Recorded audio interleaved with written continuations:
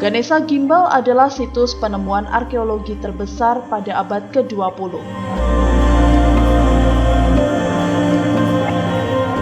Karena arca Ganesha ini hanya satu-satunya yang ada di Desa Bangsri, Kecamatan Panean, Kabupaten Magetan. Sementara oleh warga Desa Bangsri sudah puluhan tahun ini dirahasiakan dan pihak pamong desa pun juga tidak pernah melapor ke BPJB Provinsi Jatim karena takut terkena walat atau tulah.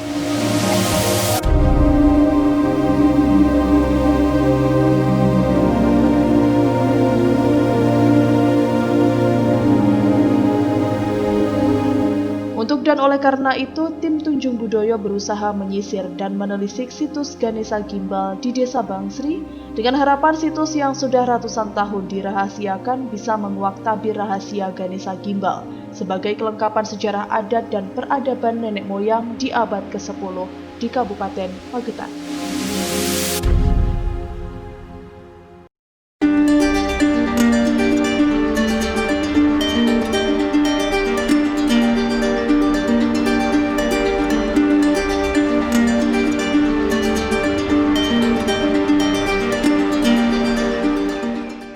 Situs apa Pak namanya? Mana? Ini namanya situs Watu Ilir. Kalau orang di sini mengatakan situs Watu Ilir, yaitu langsung nanti kita masuk, naik lagi satu tingkat.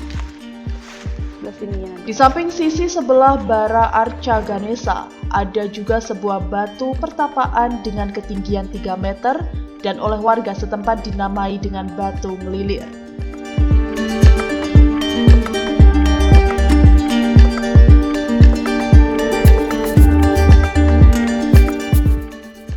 Mungkin bisa langsung saja Pak Toto menjelaskan kepada pemirsa apa itu watu ngelilir, kenapa disebut watu ngelilir seperti itu Pak Toto. Jadi ini berkaitan dengan desa yang namanya Bangsri. Bangsri itu dulu berasal dari Kambang Sri. Ya, jadi saya sebelum menjelaskan itu, karena di sini itu sungai besar. Sungai besar dulunya itu, ini kan tebing. Itu sungai besar, kurang lebih kalau ini dilewati pada 1000 tahun yang lalu, dilewati perahu besar itu masuk itu gampang sana sampai sini itu sungai besar. Lah Kambang Sri, Kambang itu adalah sebuah aliran. Ya, lah di sini bukitnya. Lah di sinilah kalau orang di sini mengatakan batu ngelilir, ini sebetulnya pertapaan. Ya, tempat untuk bertapa pada zaman resi-resi zaman Nyampu Sendok, ini tempat pertapaan. Kenapa orang di sini mengatakan sebagai itu watu ngelilir? Kita ambil ngelilir. Ngelilir itu kalau di dalam bahasa Indonesia ya, itu terbangun. Jadi mari ngipi terus ngelilir. Oh iya. Nah, ya terbangun. Nah, itu ada hubungannya dengan orang meditasi. Meditasi itu wong topo identik dengan topo broto. Kalau topo broto itu kalau sudah di dalam konsep Jawa itu kan yang disebut dengan antara sadar dan tidak sadar. Lah itu disebut dengan konsep mati sakjroning urip, urip sakjroning pati. Kalau sudah begitu ya wis kaya mati. Lah saat terbangun itulah yang disebut ngelilir. Ngelilir artinya bisa kembali lagi menjadi aktivitas kembali. Tapi selama dia melakukan tapa brata di sini, dia meditasi. Jadi untuk menghadap Gunung Lawu, di sini sudah ada yang mewakili Gunung Lawu, sedangkan resi-resi itu kan ada sebuah sebuah tempat sesaji. Ya, ada cok bakal, ada kendi, kemudian ada lagi uang dan sebagainya untuk mencari berkah dan sebagainya. Ya, jadi ini simbol Gunung Lawunya karena ini simetris menghadap Gunung Lawu. Iya Pak Tok. Persis ya. Di sini kan watu ngelilir ini kan juga dikelilingi sama kedua pohon besar ya Pak Tok. Apakah ini juga memiliki makna tersendiri gitu Pak Tok? Iya betul, karena orang Jawa kan itu termasuk konsep Trihita Karana. Trihita Karana itu memayu hayuning bawono. Ya, semua pohon-pohon besar tidak boleh ditegur, harus dihormati. Ya, Trihita Karana itu artinya 3 makhluk yang ada di dunia, pohon, kemudian manusia Mm-mm. dan hewan.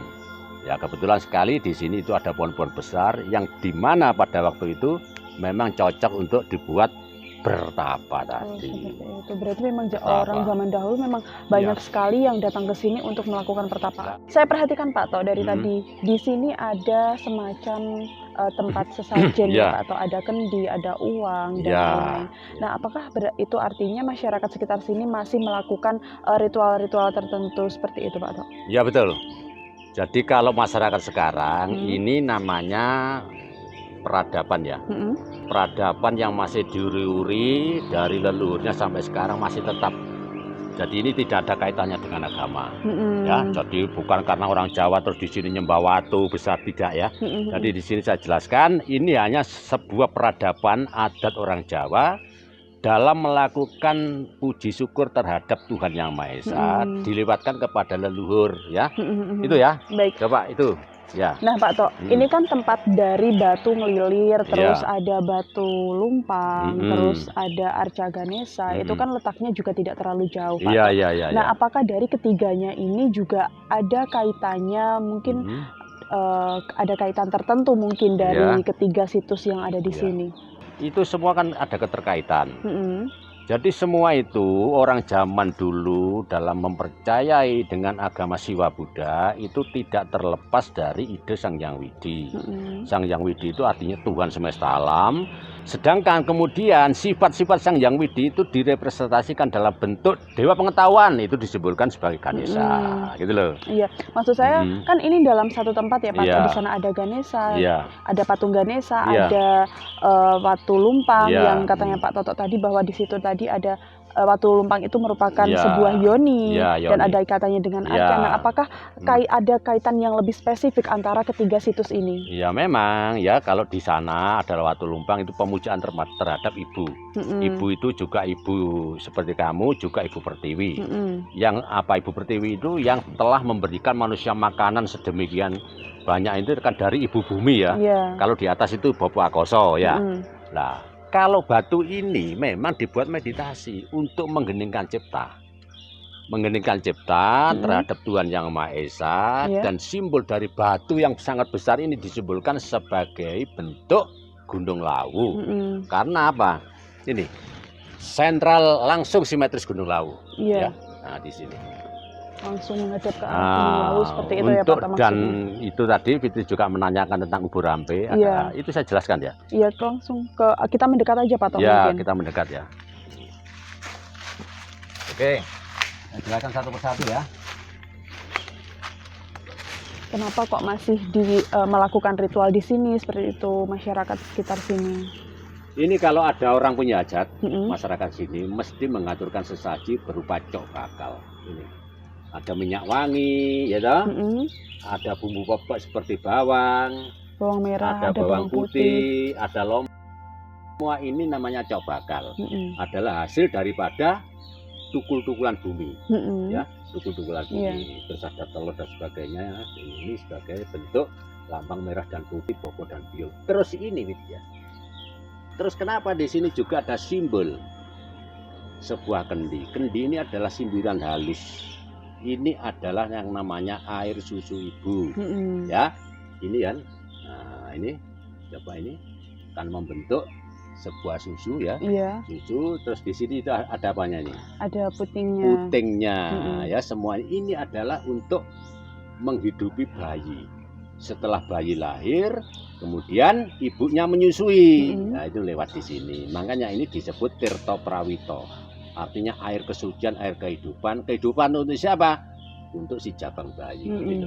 Ya, nah, inilah yang diuri-uri orang Jawa selama ini. Di mana generasi muda milenial dengan adanya ini kurang mengerti, ini bisa dijelaskan lewat apa namanya Tunjung Budoyo. Jadi ini bukan terus kendi kayak ngekei sing baur bukan itu. Ini adalah sindiran. Sindiran daripada ibu, ya toh, dalam menghidupi jabang bayinya itu, ya. Oke. Baik. Nah, ini. Berdiri tegak di bawah pohon kepuh yang usianya sudah ratusan tahun dan merupakan situs punden Desa Bangsri yang dikeramatkan. Baik pemirsa, mungkin itu tadi seputar penjelasan dari Pak Toto Ya. terkait situs-situs yang ada di Desa Bangsri, Kecamatan Ngariboyo, Kabupaten Magetan, Jawa Betul. Timur. Bahwa situs-situs ini, bahwa masih banyak lagi sebenarnya situs-situs yang ada di Kabupaten Magetan, Betul. salah satunya di Desa Bangsri ini Ya, sendiri. ya. Seperti kita ketahui tadi, kita sudah mengulas tentang situs Arca Ganesa Gimbal, Ya. kemudian ada Watu Lumpang, Ya. kemudian ada Watu Ngelilir ini tadi Ya, yang sudah Ngelilir, dijelaskan ya. oleh Pak Toto. Baik pemirsa, mungkin demikian tadi cerita kita terkait dengan situs-situs yang ada di Desa Bangsri ini. Saksikan terus episode-episode Tunjung Budoyo selanjutnya yang akan tentang sejarah, makna, dan juga filosofi dari sebuah situs dan juga tempat bersejarah. Saya Fitria Devi dan juga Pak Toto mohon pamit undur diri. Terima kasih dan sampai jumpa.